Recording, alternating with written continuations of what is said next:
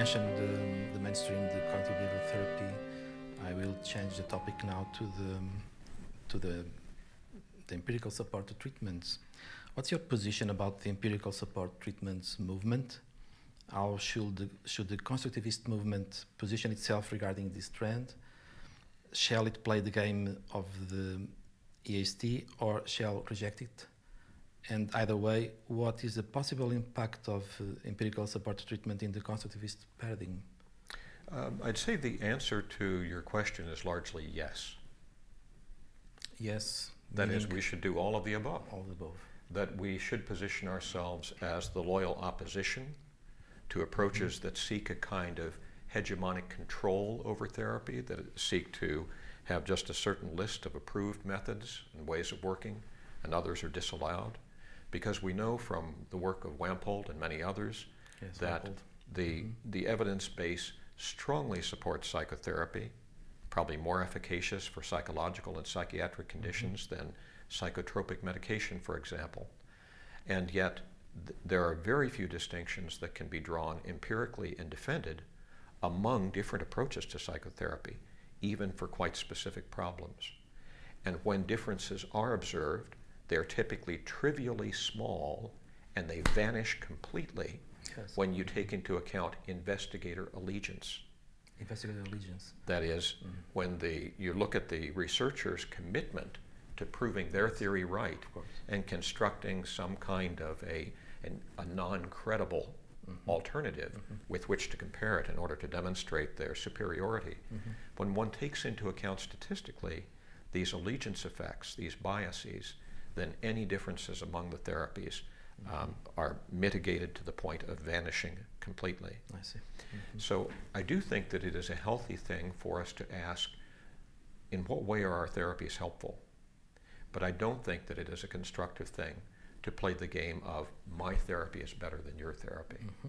And so I think as constructivists, we will do well to demonstrate that our work works. That it cannot simply be justified on the basis of theory alone. But by the same token, we should beware the smug assumption, right, that we now are superior to other approaches as we construct treatments that do demonstrate efficacy. And in this way, I would much prefer that we position ourselves in humility and curiosity, right, rather quite than a different stand. Yes. Rather than in a stance of superiority or knowingness. Harlene Anderson and Harry Gulishin years ago spoke about the importance of adopting a stance in therapy of not knowing. And I would argue the same stance is a healthy one to adopt with respect to psychotherapy research, to adopt a humble stance of saying, we're not sure of all of the factors that are involved in this mystery that is human being and is human change. And we want to participate in that and facilitate it with the greatest degree of compassion and understanding we can. But we should never reach a place of assuming that we have all the relevant answers. We have seen and we continue seeing a lot of efforts to create manualized treatments, above all empirically supported. Did manuals change or should change in some way? Did they change or should change? Well, I think manuals have moved in clinical contexts toward greater ambiguity.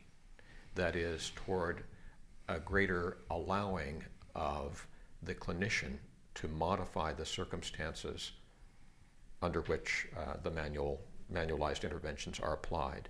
So more room is typically being made in contemporary manuals for therapy for the clinician's own wisdom and judgment. However, I think it is possible to manualize some aspects of therapy,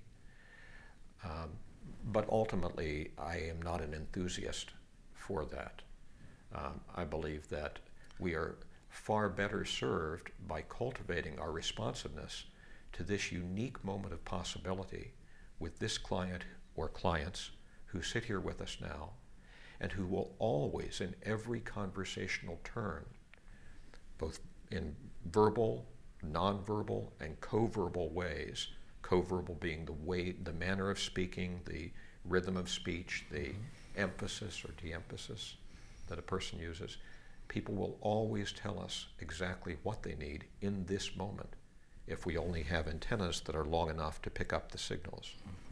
And I think that by focusing on manualized interventions, we minimize the presence of the therapist. The therapist can barely see the client through the pages of the manual. And I think the client also tends to disappear beneath the label of the diagnosis.